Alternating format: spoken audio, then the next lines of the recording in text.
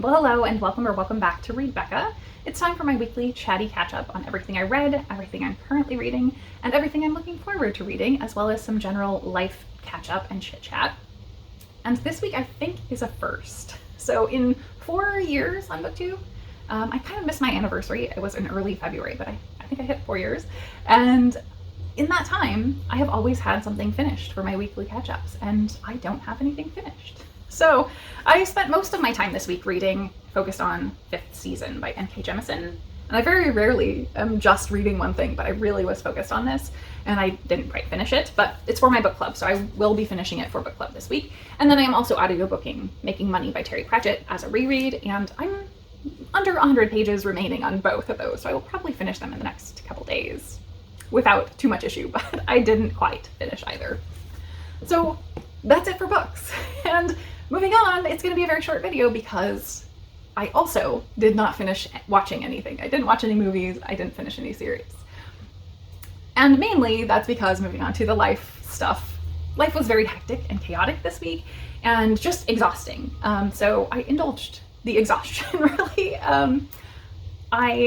I guess main thing is that Annabelle, the foster dog I had for several weeks, went back to the shelter. So that was kind of the limit of the time I could give her, just because of the challenges, the things that she needs accommodations for were really hard to make work based on my circumstances. So she has a very strong prey drive because she's a dachshund, and I have cats in the house. She wasn't cat aggressive specifically because they were cats, but she has a really strong prey drive. So that's going to take a lot of time to work through before they can kind of coexist. She has very extreme separation anxiety, so literally had to be created anytime I was out of sight of her initially, and then slowly improved on that, but it was still going to be a very long time to get through that separation anxiety.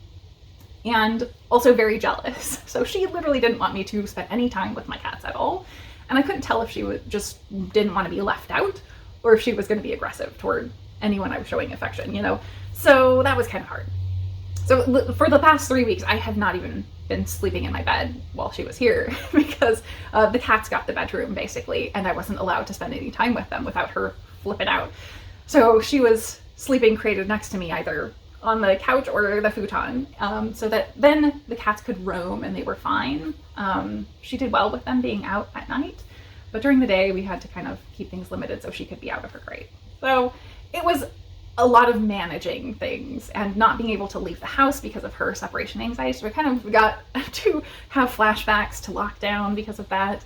So that was one of the reasons why I do like fostering, because I kind of got the feel of how things worked with her over the first week and was able to say, okay, this is the period that I think I can manage with her, based on the behaviors. And so I told them exactly when I was going to need to bring her back, and that was very hard. I really hated having to take her back to the shelter, because it is going to be very hard for her to find someone who can accommodate her, but I give her a nice break, hopefully. And you know, it was so lovely. I really enjoyed spending time with her because she was such a lovely dog, like very sweet and just looking to give someone all her love, and that's probably where her jealousy comes from. But she was so loving to everybody. We met out on walks, like she just wanted to be a friend to anybody. So I think she would be ideal for someone who is like homebound, because she does just want someone who's there all the time, and most of the time she's very calm.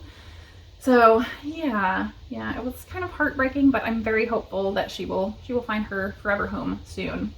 It was really kind of a sprint to the finish at the last couple days that I had her, because so I do really like fostering, even the very challenging ones that you're just managing one day at a time, because they throw you out of routine so much. And a lot of that with her, it was like the constant vigilance of keeping everybody safe was a lot to manage, and just being mentally on top of that. The not sleeping in my bed, obviously. She was waking up at night as well because of her anxiety and like needing to be calmed down again. Training, like she really needed a lot of training. When I got her, she had not been crate trained at all, so it was even just command training for that, the basic getting used to it, that kind of stuff. So it was a really constant effort, and that's fine, and I really like that, because once you're thrown out of that routine, then very often the after effect is that you kind of find new routines, or you're kind of reset in routines, and often I find I have energy to do like above and beyond stuff in my day to day. So a lot of times after getting rid of a foster, that has been a real lot of effort. I do have to catch up, but then I'm able to complete some projects that I've been putting off for a while, because suddenly I'm like, oh, I don't have to do all of the foster stuff. And that has been kind of how things are. But in the immediate after her, it was just like, I was so knocked over the day I took her back. By 6 p.m., which is a little bit early for me to be winding down work. I was winding down work and doing all my handover stuff and was like barely able to keep my head up. I was so tired, just mentally and emotionally exhausted, like totally fatigued. So I had that day, and then another day a couple days later, I also just got hit with a wave of complete exhaustion and was wiped out. So that really has affected my reading this week. It's been a lot of exhaustion and just catching back up, just getting the momentum back going again after having really run myself ragged for about a month. So I'm now feeling pretty normal after a couple days. I finally got back to the gym because I wasn't able to go to the gym because the dog wouldn't let me go anywhere. I was trying not to leave her for any extended periods. I also made it to a stationery store. This is very exciting. So I have just been using the tabs I could get at Target, and they only have really one type of the transparent tabs for book annotations. And I got to a real stationery store and got some tabs, finally. So that's, it's a minor thing. Like, all of this was less than $10. But I had been thinking for a while how just my 5 colors of tabs that are not terribly matchy for things were okay, but not great. Like, I was thinking how much I would like some red for my copy of Rebecca at the end of last year, so now I'm gonna have to re-tab that all. So exciting. I really love that I have such a wide variety now. So minor things that make you excited. And I think that's all I have to catch up really on life. I will catch up on other things later. And in recommendations, we have multiple recommendations. So since we have so much time here, we're gonna do a catch up on recommendations that I've missed out. So the first one I might have talked about before, but I couldn't find it, and it's a much older one than I usually am going to, but I want to make sure I got it. So it is from Jack at Spread Book Joy. Jack did a great video on genre snobbery, literary merit, and Terry Pratchett.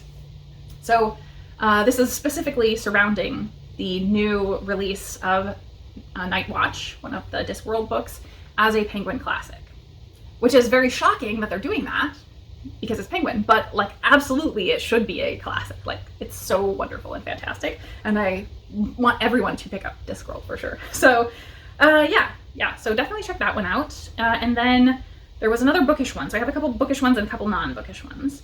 The other one I had is from Genre Books, and that is Sword and Sorcery, A Potted History. So I love this video because sword and sorcery is so often misunderstood by people who are new to fantasy. They hear the term and make the rational conclusion that it's kind of anything that's medievally-esque fantasy, where there are swords and sorcery. And that's completely not it. It's a little misleading a bit. Sword and sorcery is much more the opposite of epic fantasy in that it's heroic adventures that are local and episodic. They don't have sweeping scale and stakes, that kind of thing. So I really enjoyed this kind of more expansive discussion of that past and how the genre came to be. So those are my kind of main bookish ones. So there's some bookish overlap with these other ones. But I have a handful of bookish political videos, or booktubers political videos, that I want to point you to. Because I haven't really been talking about politics on here this year, because I know so many people are just trying to kind of mentally manage right now. So I certainly am at least somewhat keeping up on what's going on, but I'm not doing it in a continuous fashion as I was previously. So last year I was plugged in constantly to everything that was going on. This year I've taken a step back, as many people have, and I am still, checking up, but only periodically, not in a continuous stream. And the reason is that, like, there just isn't a reason to do it.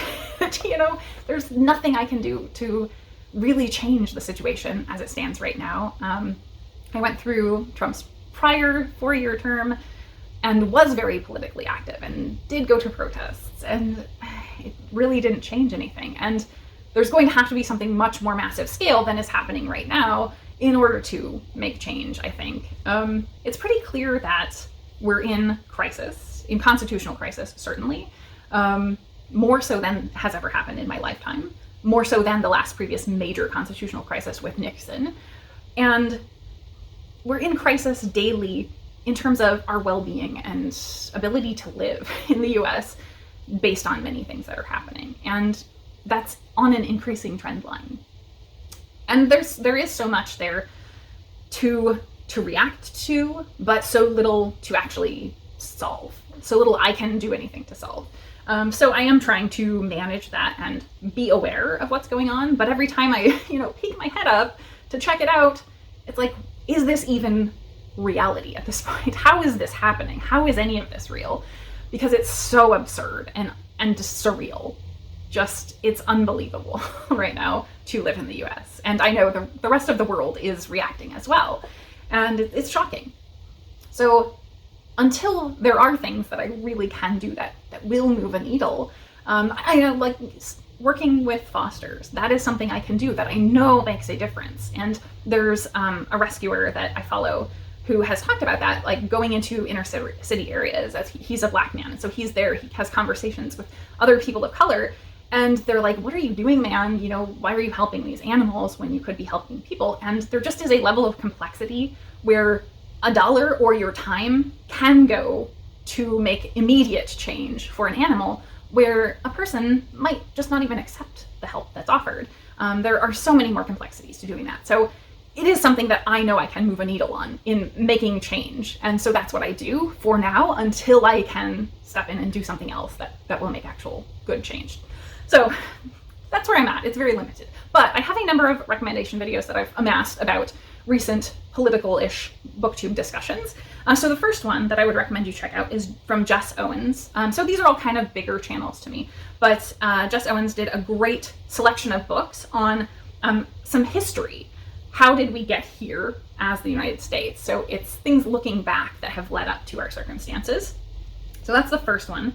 The second one is from Brian at Bookish, who did a great short discussion of sort of the individualism topic surrounding Ayn Rand and how that has led us to very much of where we are today. So those two are kind of bookish. And then a really non-bookish one was just like a chat and knit video that Mara from Books Like Woe did. And she talked a lot about many of the same things I was just saying, about kind of managing your mental health while still wanting to be aware, and how do you balance those things. So I think it was a great just general discussion, and she's a good thinker in general. So I love hearing her thoughts on the topic and how she's processing it. So I very much enjoyed that. So those are my recommendations for this week, catching those up. And hopefully next week I will be back with some books, as this was a very bookless video. So with that, I think I will say, I hope you have a wonderful week in reading and life. And thank you so very much for watching.